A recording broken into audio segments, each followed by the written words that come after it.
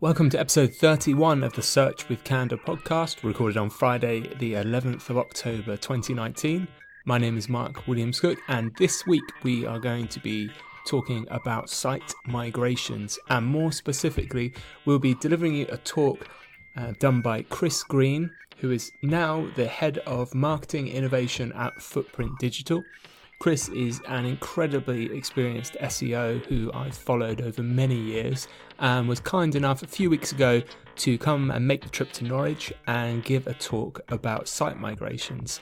It's a fantastic talk, and Chris draws on his experience of migrating over 120 websites over the last many years, and he talks about not just the technical aspects but the often overlooked internal communication, expectation setting aspects of a site migration that are really important.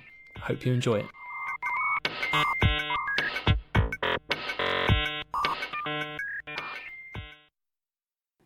Cool, so fairly snappily titled talk. Kind of wanting to try and sell the gravitas of some of this, maybe almost too much before we start. But I'm head of search, but I'm an SEO apologist of too long.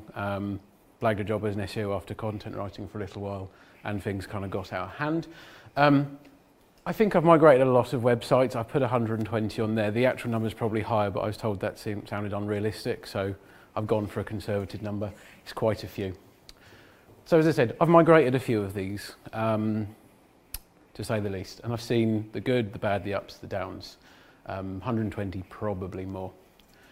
To give you an idea of the makeup of it, because some of you are probably data people and I got to make a new graph, the kind of spread or calibration of these, most of them are WordPress, some of them are Magento, and then some are on whatever other CMS that's being built or used for the job. One of the key points of this is 70% of the websites that I've worked on, I worked within the company that built and launched them, which is kind of important, so bear with me. I get a chance to refine this process. I get to refine what works, what doesn't work. I get to see it happen so repetitively, and I get to influence that directly, but it does kind of give me a unique sort of position on it all. Without wishing to brag, I believe that I'm in an envious position on this. If you kind of subtract the damage that migrating websites as a living kind of does to a person. Still got hair, which I'm grateful of. SEOing, I should have put inverted commas, these CMSs is not hard fundamentally, if you know what you're doing. And actually working in the same room as the development team has its advantages. Some minor ones, but we forgive them those because they're cool people. Who is a developer in this room? Sorry. I will make the casual, I will kind of draw attention to you all unfairly and all sorts. But what I want you to do as part of this, though, is however, learn from me and learn from the others. Learn from some of the successful examples. Actually, I think I've only shared with you the not so successful ones. That's kind of an act of maybe hubris, and not enough people do that. I haven't named and shamed everyone because I'm also not daft. But come on, let's learn from this. So this is stressful stuff, and that kind of polar bear has represented me on a number of occasions, mainly with migrating websites, but also other things. But when you're standing at the top of a migration like that, for those who don't know, this is visibility data. This is how visible you are within Google. If you're standing at the top of that, you don't know what's about to happen after the migration takes place. That's a pretty scary place, right? Now, this projector is not as good as I hoped. That is shit. But that emoji kind of does the rest of the story, right? So you don't ever want to be in there, but me saying this is stressful stuff. This is Lush. I've named and shamed them because this is public data and it's kind of a good story. It happened a long time ago. You never want to be the person that's worked on that project, ever. Unless you don't like Lush. I think it's already been mentioned at least once tonight, but let's do it again. Migrating a website is the most risky thing you can do for a website from an SEO perspective, especially if you put any hard work or time into building it. Some people in projects get that, others really, really don't. So if you're really not sure of that before you start, hammer this one home. You'll be called the naysayer in the room, but that's more satisfying than I told you so, especially with that. So in this, I'm going to give you some of my essential learnings from my experiences. Now, these aren't sort of technical minutiae, so if anyone's sort of nodding off already because they've heard an SEO go off on one, I will go off on one, but not about the small stuff, so hopefully it'll be slightly more interesting. Are we ready? Good, right reaction. Can someone time check me if I go on too long? Lovely, because that might happen. Number one, key essential point, migrations do not have to equal a drop in traffic and rankings. Quite a simple one, right?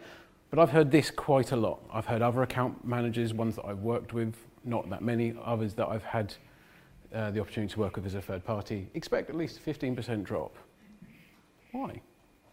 Simple question, why do we expect that? Well, this is expectation management, which is important, but it's from someone who gets it wrong often or doesn't have confidence in their own ability to maintain this. It could be self-deprecating, it could be, set the expectation low and come out as the hero, but that thought process that you can start a project with can damage the entire thing because it leads to bad decisions. When ranking drops are expected, however, is when you start cutting out content unnecessarily. This is a real example. It's from a project I did a long time ago. Rentokil wanted to cut, they had a 3,000 page website, they wanted to cut it to a 30-pager. That would have been a bad idea. Someone shook their head, good person. If the content focus is changed, that can also hurt rankings, understandably. You change the focus, what the website is doing, what you want people to do, Google is going to treat it differently.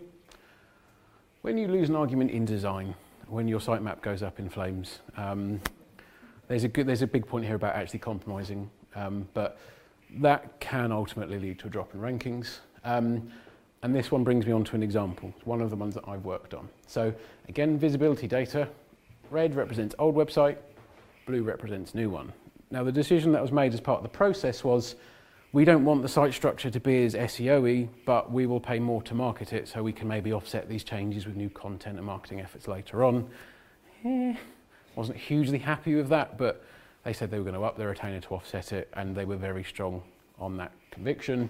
We got to about here and they said, actually, we don't want to spend any more at the moment. And sadly, that didn't get an awful lot better. Has now though, we're still with them. When it is okay not to rank? First thing, when people are aware, so SEOs and actually, not just SEOs, but non-SEOs, they see keyword search volume that's available and they're like, I've got to have that because a bigger number is better than a smaller number. But you don't have to rank for everything. And if you as the SEO or the person that's holding this project makes people aware, that's fine. It's okay not to rank when those keywords just aren't important, the commercial intent is not there, or what's this traffic going to do? It's not going to help you, so that's fine.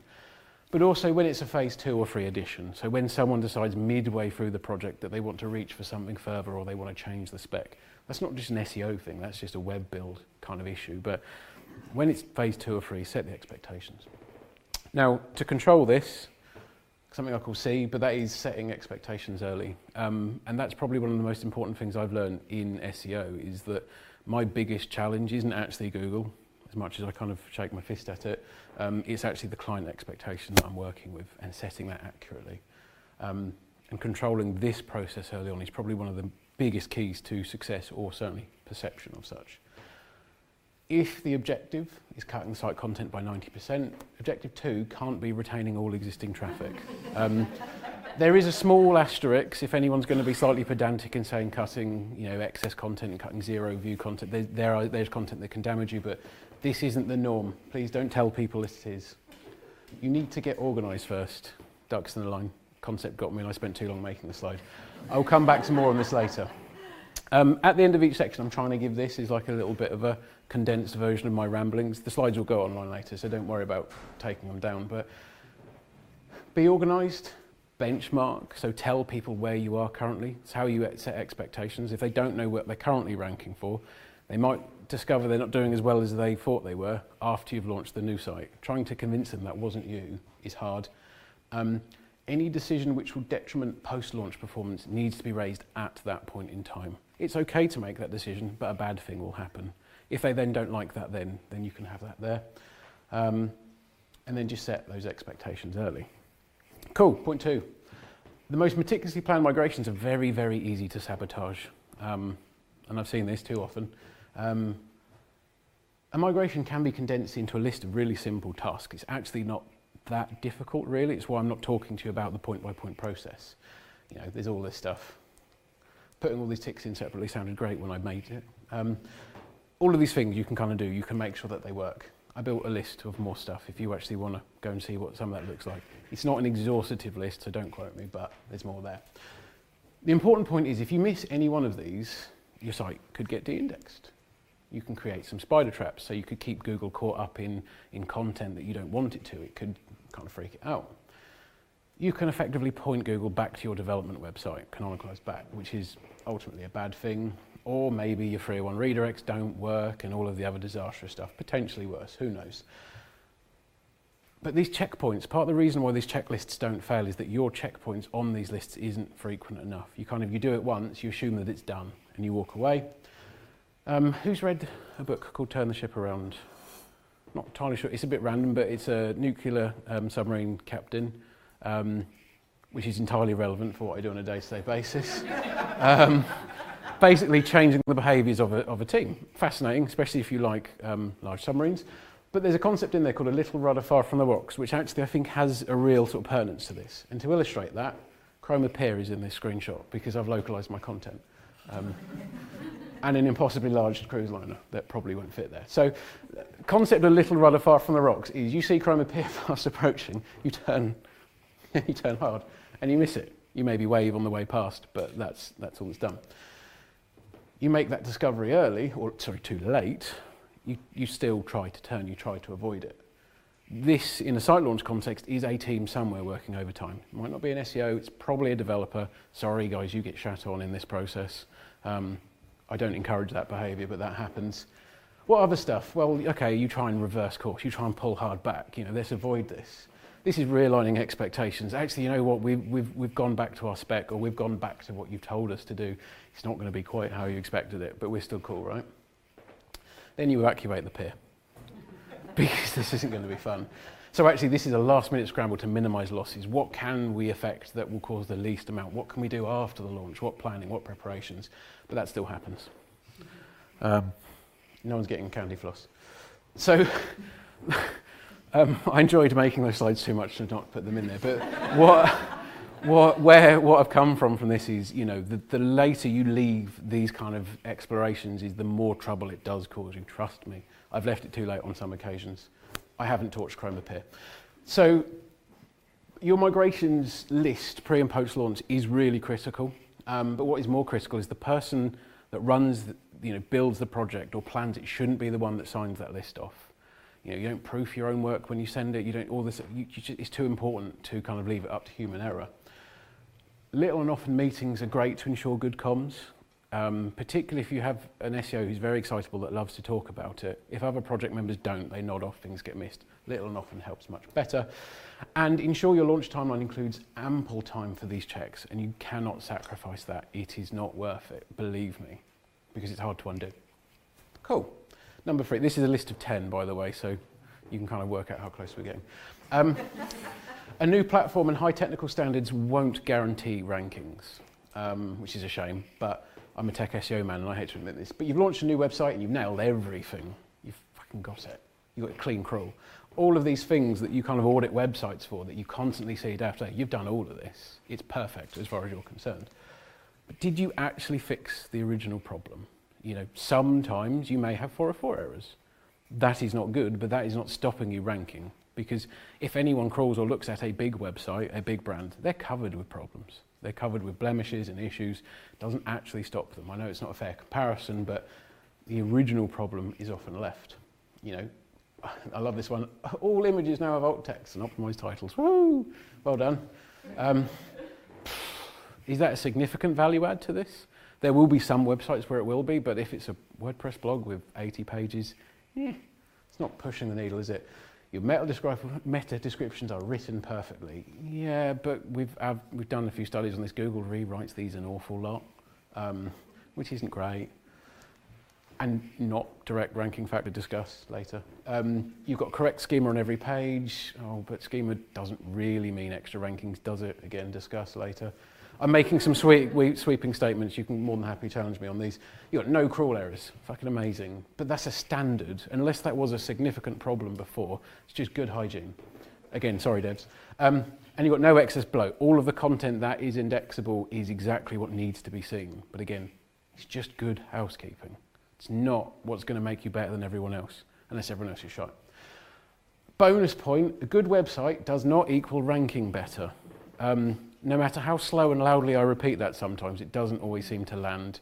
Google doesn't care what it looks like. And actually in some markets, users don't care what it looks like, which can be hard to hear, especially when all the colours are contrasting and all the calls to action are loud and ugly. But, sorry. Don't assume tech SEO hygiene equals ranking improvements. More importantly, actually understand what tech SEO can't fix as part of this, because you probably need to talk about that before you get to site standards. And a lot of what you read about as a best practice isn't really applicable broadly across the spectrum, or the impact of best practice won't always be that significant. This feeds back into setting expectations, because again, we'll sort all this out, your site will rank better. Sitemap's not changed, it's still a problem. Yes. None of the major SEO or major CMSs or platforms are so bad you can't SEO them. And this is my bold statement alert. I don't actually think, I think that a successful website can be built on any modern functional CMS, which by implication means I'm putting like Wix and a few others into that lot. No boos or hisses, which is good. I actually did a bit of a search intent around Wix just to prove my point. Wix is bad, so slow, garbage, bad for SEO, etc., etc. It's very easy to point fingers when things go bad. I appreciate that that screenshot may be a little too soon. But assuming that your CMS can complete the basic tasks that it needs to, it can potentially rank or be SEO'd. Shopify is not Magento or WooCommerce, but Shopify can still work. I don't like Wix, but if you're making a blog, it can still work. I'm not advocating these. I'm still an open source guy, but please don't be defeatist and walk away at that point. And don't confuse disliking a CMS with being unable to work with it. Time and a good developer can fix most problems, and if you don't have that, you've got bigger figs to fry than just your tech SEO, because you're probably going to have a shitty website. Ah yes, put this one in the middle. Sometimes weird shit happens. I put this in the middle because I don't want us to finish on this point, because that might undermine what I'm trying to say. So I put it in the middle. Even if you think you have nailed it, sometimes that isn't enough. Is it the lack of skill? Are we unlucky? Is Google trying to trip us up? Are we bad people? Maybe it's because the system is complex and opaque, because it is, or it's all of them. Yeah, it could be all of them. Sometimes it's just because you've done a bad job. This is my migration from hell. This is one of my personal examples that I've worked on, and that red line is when we launched the new website. And that red line doing that implies that I may have lost a few nights of sleep. Had a fresh look, had 75 plus pages of new unique content, tight SEO standards, 301 redirects, most comprehensive. That ended up sounding a bit trumpy. And log files pre-post launch were okay. You know, things were getting crawled that needed to. Technically, I felt that this was tight. But why did it do that? Now, actually, I took a bit of comfort that it continued to fall long after that sort of post-launch settling down window, because actually we've done some digging since, and there's something far bigger at play here. Kind of some suspect linking and some negative SEO and a few other elements that can suggest some multiple factors. Yeah, so it's not just the migration. I don't think actually on this project I totally screwed up. Site still went in the wrong direction. The vast majority of this migrations, this doesn't happen. You know, I've migrated a lot of websites and launched a lot of platforms. This is rare. This is really rare. Certainly, well, for me, not bragging, but it should be rare because it's relatively simple. I missed that point though, didn't I? No, I didn't. That's fine. So if you can't find the answers related to on-site factors, they could correlate elsewhere. Who's like tried launching a new website to find out Google's launching a major algorithm update at the same time? At least one of us. Two of us, thank you. That muddies the water because finding out what the problem is can be tough. Find someone else to bounce ideas off who you trust and is not in the project, because sometimes they'll help you see stuff that you might have missed. Don't get complacent. I'm good at my job. I haven't got anything wrong. Create a fallback plan. Be careful which stakeholders you tell it to, because sometimes they can see that as admitting defeat early, but that can help. Number 6, most launches and migrations fail because they're complex. I'm conscious of, kind of running out of time. Yeah, good. Good, love it. I won't rush this one. So more variables equals more chances to screw things up. So a bad idea, changing the CMS, changing the protocol, so non-secure to secure, and the domain in one go. Don't do it, please. Even if you're in a real hurry. An okay idea, maybe do 2 of the 3. It's better. It's a third better. And a better idea, change the CMS first, because that's a big deal, and then wait, which is very bad if you're chronically impatient. But how you pitch this is a choice between, well, struggling to identify the cause of the drops, which can cost weeks, months, depending on the size of the project, thousands or millions of pounds, dollars, etc.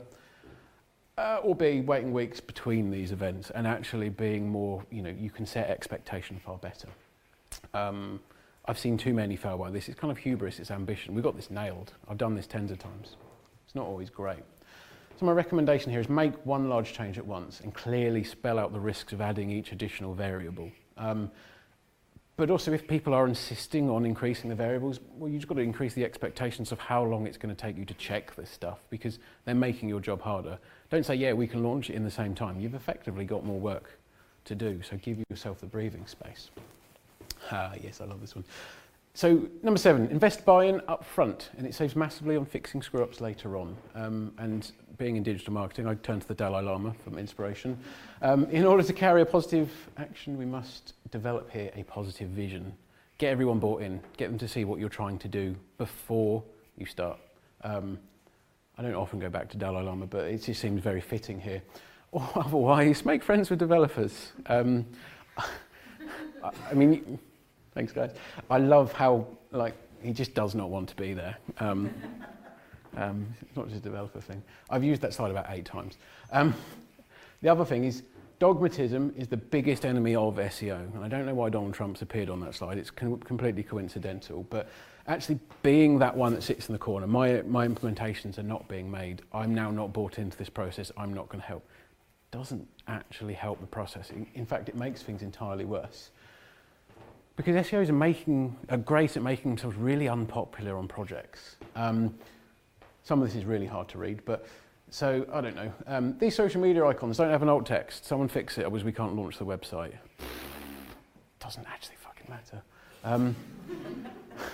Your heading structure is broken. Your site will fail. It seems a little bit extreme. I've seen and heard variations of all of these. I may or may not have given 1 or 2 of these recommendations in the past 2. They don't really matter. I'm not advocating bad standards and relaxing it, but you're just going to annoy people.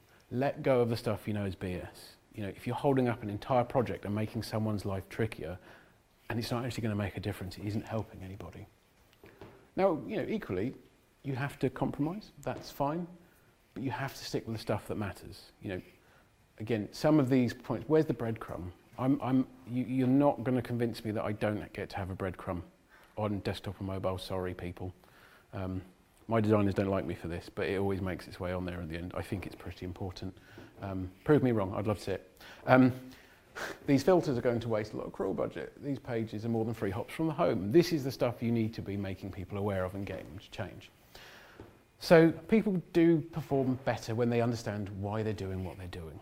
I mean, that's not an SEO thing. Let's just get them bought into it, right? But confront any objections early on. If someone is sat there cross, like this at the other end of the meeting table, get that out sooner than later. And don't assume that everyone's goals are the same as your own. Find that shared goal and work towards it. And don't be dogmatic. Don't be that one. If you're launching a website with someone, surely everyone wants it to succeed. There's some questions about large websites and corporate politics, but we'll leave that. Assumptions lead to the biggest mistakes. I could have said, put a picture of an ass in there and gone with that adage, but I left it. I thought such and such would have checked the redirects before launch. Yes, good. I'm glad I'm not the only one that's heard that. It was built on WordPress. It shouldn't have been a problem. Yeah, lovely. Why would they have added a second canonical tag? Don't know. Managing this can be tough. But let's be honest, we have to assume things because websites are vastly complicated and you cannot explain everything. That is an href, that's a link. I've seen people build these in weird ways, but you've got to assume that people do these right. It's a web title, it's a canonical tag. But the point is that everything Googlebot sees as an SEO, you have to be pretty obsessed with, and you can't leave things up to chance. There's your sheriff's badge. You've got to police it. You know, one of my team I've basically called Batman, because every time she sees an issue, she swoops in and makes someone's life difficult in order to fix it. I'm just glad when it's not me. Trust that everyone has the best intentions, but monitor it like you're expecting the greatest screw-ups. I'm sorry if I keep moving out of the way, cameraman. Yes, so this is another migration that I worked on. Blue is old, red is new. These random spikes are actually a measurement issue. I can explain it later, but it is actually boring. We launched this website. We launched this website. It's very light, this screen, isn't it? Each of these blue spikes that I've denoted with red arrows is a problem, because that is old redirects not being listened to anymore. The first one cost about 2 weeks disruption in terms of the original migration, and it was caused by somebody that hosted the website deleting the htaccess file and replacing it with a blank one and not telling us, which I got slightly miffed about. And then it kept happening. So you've got to monitor this stuff. I don't think they're bad people and trying to sabotage the website, but you know, back to number 5, shit happens. So check everything you can. Everything that Googlebot sees, you have to be obsessed with. Don't shortcut the pre and post launch checks. I've already said that at least once. And don't assume that every website will be built the same way or correctly. You know, a lot of tech SEO is just good websites, which is kind of patronising when you say that to a web developer, but it is. But not everyone does it in the same fashion. Cool. SEOs build bad websites, but so do designers and developers. And what I mean by that is in isolation. The vast majority of cases, one personal skill set will make a bad website.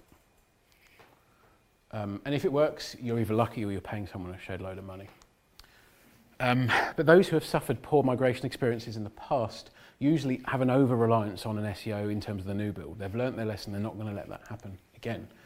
Create an SEO-friendly template, plan out the information architecture, and tell the content writers what to write. I'm a tech SEO, that is a bad idea.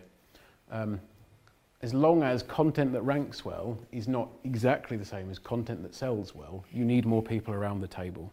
Again, some people may want to debate this later on, but fundamentally, content that converts is not exactly the same as content that ranks. It will be, could be soon, but collaboration is what's needed here. So, iterate the sitemap based on the keyword research and findings. As the SEO, I want to be working on the sitemap of someone who spent time getting to know the client, the brief, the users, the personas, and I want to be iterating that. I want to be recommending information architecture changes based on the keyword research. And then I want to outline the content, the quantities, what content needs to be there, who ranks, based on the competitive landscape. You know, this information that the content team might not have, but I do. This is a collaborative process. So develop a healthy respect for the key project team. Agree involvement in milestones when SEO is needed, but know when something isn't yours to own. You know, round pegs fit better in round holes. Nearly there. On time as well, lovely. The biggest variable in this process is often organisational size, not the CMS. That one always fails to disappoint, I suppose, is, you know, you've been given a CMS platform that you've never heard of. That's not your biggest problem. It's why you've got to that point that could be. More stakeholders equals more opinions. We all hear about hippos, but there's only so many that you can encounter before things get boring. Recommendations inevitably get watered down, which usually leads to things going badly. Goals get compromised. I can't claim to owning this statement, but this is a bit of a truism that not all tech SEO problems are technical. In fact, actually startlingly few are, which if you are a technical person, this one is hard to really sit with because you have to deal with humans and weird stuff like that rather than Googlebot. Sometimes a battle is better fought with the CMO rather than the CMS. Which often, if you're brought in too late in the process, you might not be the one to make that. But if you are working on a project and there's a project lead or someone right at the top of the table, you need to make sure this one lands if you can. It's not always easy. But take as much time framing the recommendations as you do formulating them. Very often the solution is simple. Getting yourself there is the problem. Cool, so let's wrap it up. If you really struggle to know where to start in this, because every migration is different, they're all vastly complicated, and they all have their different challenges. But invest in setting expectations early. Being the 11th hour SEO it's a recipe for disaster, more often than not, unless you're damn good or the project's easy. Benchmarking, because I've saved thousands, if not tens of thousands of visits and traffic by just going, actually guys, we're about to cut this page, but it gets a lot of traffic, where's it going? It's not a difficult process. Benchmark it. I've been lazy and just linked to a Moz guide, but there's some pretty good stuff in here that can help you get on that process. And actually, the biggest issue why I see migrations fail is your redirect mapping, old pages to new, isn't comprehensive enough. You've taken liberties and shortcuts. Now, actually, this is Simon. I work with Simon. He's a developer. He's probably one of the cleverest people I know, and he inadvertently makes me look good.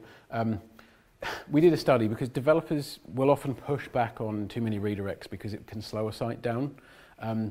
Did a bit of research that suggests that might be true, that might not be, but comprehensive 301 mapping is what you need, and then there's the technical messy bit later on. But as the SEO stakeholder, is redirect everything that you can that makes sense. Unless your site is millions of pages, and again, then you can talk to me, it's a slightly different problem. And finally, be excellent to each other. Lovely, thank you.